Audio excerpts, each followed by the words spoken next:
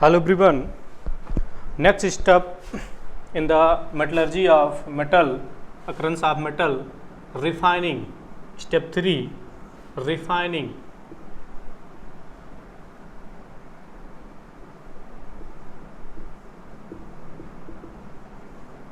Refining of metal.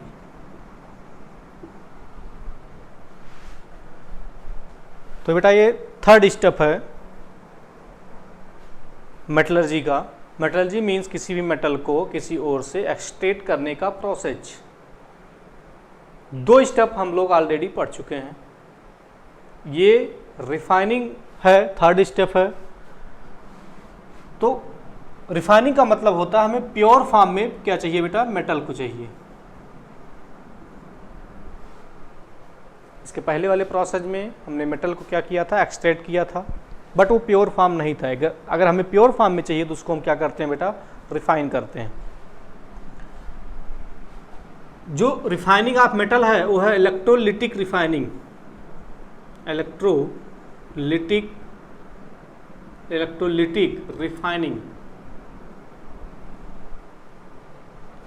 क्या होता है इलेक्ट्रोलिटिक रिफाइनिंग? जिस मेटल का, लाइक सपोज हमें अगर कॉपर का क्या करना है बेटा, रिफाइन करना है। कॉपर को क्या करना है, रिफाइन। तो इस कॉपर का हम इलेक्ट्रोड बनाएंगे। क्या बनाएंगे बेटा, electrode. And electrode are to type, cathode and anode. Okay, इस प्योर कैथोड को निगेटिव इलेक्ट्रोड हम डिफाइन करेंगे, एनोड को पॉजिटिव इलेक्ट्रोड। प्योर कॉपर का हम कैथोड बनाएंगे, प्योर।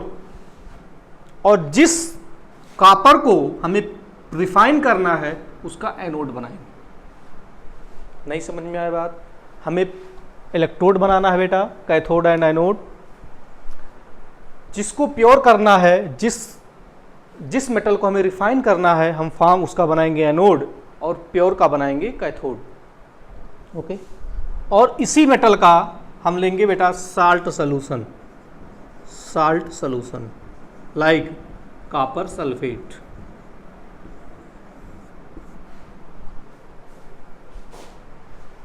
समझ में आ बेटा? रिफाइनिंग ऑफ मेटल में अगर मेटल को रिफाइन करना है तो सबसे बेस्ट मेथड, बेस्ट प्रोसेस है इलेक्ट्रोलिटिक रिफाइनिंग।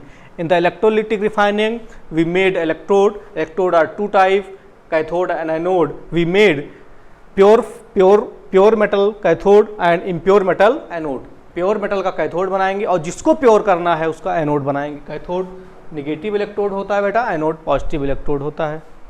और इस मेटल का बनाएंगे साल्ट सॉल्यूशन। ओके, इस मेटल के साल्ट सॉल्यूशन में दोनों इलेक्ट्रोड, बोथ इलेक्ट्रोड को डिप करेंगे, cathode and anode. This is the cathode and this is the anode. Okay, impure copper, this is the pure copper, and solution of copper sulfate, this is the solution of copper sulfate। ये copper sulphate का solution है। इसमें बेटा दोनों electrode को हमने dip किया, pure electrode and impure electrode. Impure electrode anode है, प्योर इलेक्ट्रोड कैथोड है। कैथोड निगेटिव है, एनोड पॉजिटिव है। अब इसमें हम फ्लो कराएंगे बेटा इलेक्ट्रिसिटी। जैसे बैटरी लगाएंगे इलेक्ट्रिसिटी फ्लो कराएंगे। ये जो इलेक्ट्रोलाइट है copper sulphate, this the electrolyte, इसी का इलेक्ट्रोलाइट बनाते हैं जिस मेटल का हमें प्योरीफाई करना है। Okay, this electrolyte break into copper ion. किसमें ब्रेक हुआ बेटा, copper ions. And pure anode, जो प्योर इम्प्योर एनोड था, इम्प्योर कॉपर का एनोड, ये आयनाइज हुआ कॉपर आयंस में और डिजॉल्व होने लगा इस सॉल्यूशन में। इस सॉल्यूशन से जो कॉपर आयंस का जब कंसंट्रेशन इंक्रीज हुआ, क्योंकि बेटा copper ions at the anode कहाँ डिजॉल्व हो रहा है, इस इलेक्ट्रोलाइट में। कंसंट्रेशन क्या हो रहा है, कॉपर आयंस का इंक्रीज हो रहा है। उसी इंस्टेंट पर ये कॉपर आयन किस तरफ जा रहे हैं बेटा, निगेटिव इलेक्ट्रोड कैथोड की तरफ। मींस कॉपर आयन से कॉपर आ रहा है कैथोड की तरफ, डिपॉजिट हो रहा है, और यहाँ से क्या हो रहा है, डिक्रीज हो रहा है। डिग्रेड हो रहा है। Means at the time thickness of the anode decreases and thickness of the cathode increases. समझ में बेटा, इसका थिकनेस क्या होगा, डिक्रीज होगा, क्योंकि यहां से copper in the form of copper ion dissolve हो रहा है, कंसंट्रेशन इंक्रीज हो रहा है। At that time copper ions in the form of copper deposit हो रहा है कैथोड पर, क्योंकि बेटा ये निगेटिव है, पॉजिटिव को क्या किया, अट्रैक्ट कर लिया। क्या करने आया, इलेक्ट्रॉन को एक्सेप्ट करने, और क्या हो गया बेटा, कॉपर में क्या होगा दोनों पर, इसका रिएक्शन देख लीजिए। एट द कैथोड या एट द एनोड देखिए, first anode copper ion convert into copper ions, copper solid convert into copper ions aqueous plus 2 electron. ये इलेक्ट्रॉन मूव करते हुए इसके इधर आए, और ये कॉपर आयंस सोल्यूशन से किधर जा रहा है बेटा, निगेटिव इलेक्ट्रॉन को एक्सेप्ट करने। Copper ions accept electron at the कहाँ बेटा, कैथोड। ये प्रोसेस कहाँ हो रहा है, cathode. 2 electron convert into copper solid, means thickness at that time thickness of the cathode increased and thickness of the anode decreases। समझ में आया बेटा। तो ये, और जो इम्प्योरिटी था, इम्प्योरिटी इस इलेक्ट्रोड में एनोड मड के फॉर्म में एनोड के नीचे क्या होता है, डिपॉजिट होता है। एनोड के नीचे क्या हो रहा है, डिपॉजिट हो रहा है in the form of anode mud. बात समझ में आई। क्या करना है बेटा, हमें रिफाइन करना है मेटल का, तो मेटल का हम बनाएंगे electrode, cathode and anode. Pure metal का कैथोड बनाएंगे, इम्प्योर का एनोड बनाएंगे, जिसको हमें रिफाइन करना है। इलेक्ट्रिसिटी फ्लो कराएंगे, इलेक्ट्रोलाइट लेंगे उसी मेटल का। इलेक्ट्रिसिटी फ्लो कराने पर इलेक्ट्रोलाइट ब्रेक होगा कॉपर आयंस में। जैसे ही कॉपर आयंस में ब्रेक होगा, एनोड से copper in the form of copper ion deposit होने लगेगा, सॉल्युबल होने लगेगा इलेक्ट्रोलाइट में। और जो इम्प्योरिटी है एनोड के नीचे क्या होगा, डिपॉजिट होगा, उसको कहेंगे बेटा एनोड मड। कॉपर आयंस उसी स्टैंड में कहाँ जाएगा बेटा, इलेक्ट्रॉन को एक्सेप्ट करने कैथोड के पास, और वहाँ डिपॉजिट होने लगेगा। इसका मतलब इसका थिकनेस इंक्रीज होगा और इसका थिकनेस डिक्रीज होगा। इससे आपका मेटल क्या हो जाएगा, रिफाइन हो जाएगा। ओके, ये था बेटा electrolytic refining.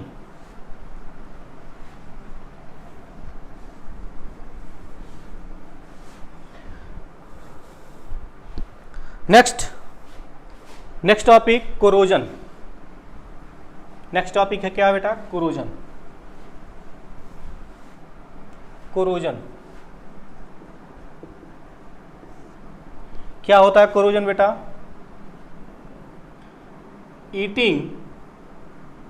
Eating up by metal surface, eating bye metal surface in the presence of air and moisture. Air and moisture की प्रेजेंस में किसी मेटल का जो आउटर मोस्ट सरफेस है वो क्या हो जाए बेटा, डिग्रेड है। Degrading of metal surface in the presence of या ईटिंग। ओके, तो कोरोजन क्या है बेटा, surface of some metal corroded with the air expose to moist air and oxygen. Okay, moist air and oxygen, this is called corrosion. यानी eating up by metal surface in the presence of air and moisture is called corrosion। Best example corrosion क्या है बेटा, rusting of iron. Iron में rust कैसे लगता है बेटा, अगर आयरन के पीस को हम किसी मॉइस्चर और एयर के एक्सपोज में रख दें तो उसके ऊपर लगता है रस्ट। क्या लगता है बेटा, रस्ट। इसका मतलब जो अपर मोस्ट लेयर है वो रस्ट के फॉर्म में डिग्रेड होता रहता है, तब तक डिग्रेड हो जब तक पूरा आयरन का कोरोजन नहीं हो जाएगा। तो कोई भी मेटल का होता है बेटा कोरोजन। कोई भी मेटल एयर और मॉइस्चर के एक्सपोज में है, उसका अपर मोस्ट लेयर क्या होता है, डिग्रेड होने लगता है। This is called corrosion.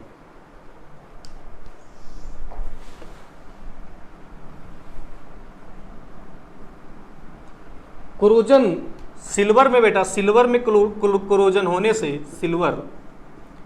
Silver में अगर कोरोजन हो जाए तो ब्लैक कलर का हो जाता है, बिकम ब्लैक। कॉपर को अगर बेटा एयर एंड मॉइस्चर या कार्बन डाइऑक्साइड में एक्सपोज कर दें तो ये इसके ऊपर एक ग्रीन कोट आ जाता है। ग्रीन कोट किसका, कॉपर कार्बोनेट का। Okay, copper expose into presence of oxygen and carbon dioxide, moist air, this is the moist air and carbon dioxide, it become green coat. उसके ऊपर जो ऊपर मोस्ट लेयर कैसा हो जाता है बेटा, ग्रीन हो जाता है, it form green coat, copper carbonate का एक ग्रीन कोट बन जाता है, इसका मतलब इसका हो जाता है बेटा corrosion. Okay, rusting of iron तो जानते हो बेटा, iron in the presence of moist and air it form rust, Fe2O3, this is the rust and X2O, ये रस्ट है, क्या बेटा बेटा रस्ट, और ये बेस्ट एग्जांपल है किसका बेटा, कोरोजन का। तो rusting of iron and silver become black in the presence of moist air, carbon become green, green हो जाता है बेटा उसका अपर मोस्ट लेयर। तो ये सब रस्टिंग के एग्जांपल है, ये क्या है बेटा, रस्टिंग के example. Okay, next topic prevention of corrosion, कैसे प्रिवेंट करेंगे कोरोजन को। Prevention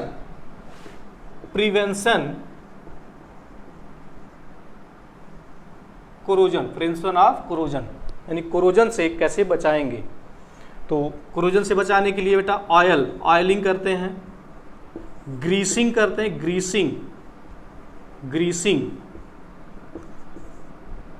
anodising, galvanisation,